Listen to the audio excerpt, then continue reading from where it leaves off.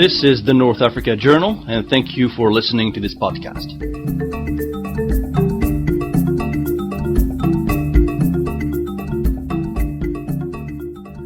Hello, this is Areski Daoud of the North Africa Journal. Today is August 18th, 2013, and in this brief podcast, North Africa Journal Deputy Editor Alessandro Bruno shares some comments on the ongoing crisis in Egypt in a TV interview that he conducted yesterday. Thank you. With more on this story is Alessandro Bruno, Senior Editor of the North African Journal. Thank you so much for coming into studio, Alessandro. Good evening. So the Egyptian military has imposed a state of emergency for at least a month. What does that mean? Well, I think it's going to mean more of the same, what we've seen today. The number of dead,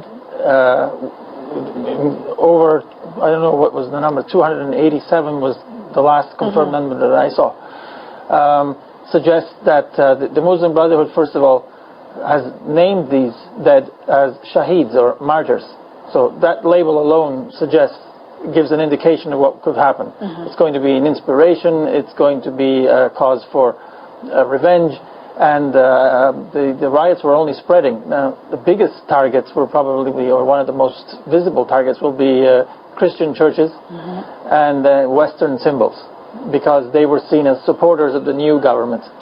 Now, as you know, the interim vice president resigned, saying there should have been a peaceful way to resolve this. What do you think? Well, that's a big blow for the government, because Mohammed al-Baradei was perhaps the most well-known figure in the whole government to international observers.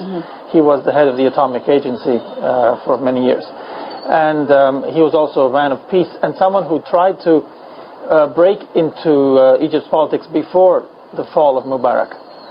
So he was a well-known figure. Now, the problem with these revolts in Egypt, not once have I seen these end peacefully. The numbers of dead are always over any expectations. We've seen a number of riots since Mubarak's departure. Do you see this escalating into an all-out civil war?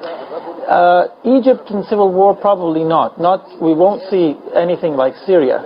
But I always thought the revolution against Mubarak went way too peacefully for a regime that had roots that were at least 50 years old.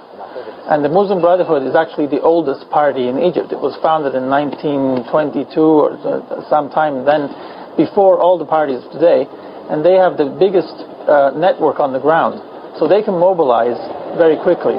And the numbers of dead that we've seen today can be used as an excuse not only to mobilize supporters in Egypt, but all the various affiliates around the Middle East and North Africa. I think we can expect to see riots in other parts of Tunisia, for example. Yes, you think it'll spread then? Yes, and in Amman in Jordan, I can expect something because there's a strong Muslim Brotherhood party there. And of course Hamas. Hamas is very, very close to the Muslim Brotherhood. So that could interfere with the peace talks that have started, because the peace talks have been led by the Palestinian Authority, much closer to the current Egyptian government than it is to Hamas. Many repercussions. Yes. Alessandro Bruno, Senior Editor of the North African Journal. It's always a pleasure to gain your expertise on this. Thank you. Thank you.